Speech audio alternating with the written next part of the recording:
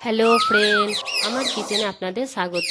আজকে আমি এই ভিডিওটাতে স্ট্রবেরি মিল্কশেক রেসিপি আপনাদের সাথে শেয়ার করব।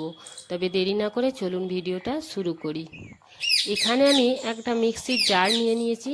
এতে আমি প্রথমে দুধটাকে ফুটিয়ে তারপরে ফ্রিজে দিয়ে ঠান্ডা করে 2 কাপ মতো ঠান্ডা দুধ আমি এখানে ব্যবহার করছি। আর স্ট্রবেরি আছে কিছু ছোট ছোট করে টুকরো করে।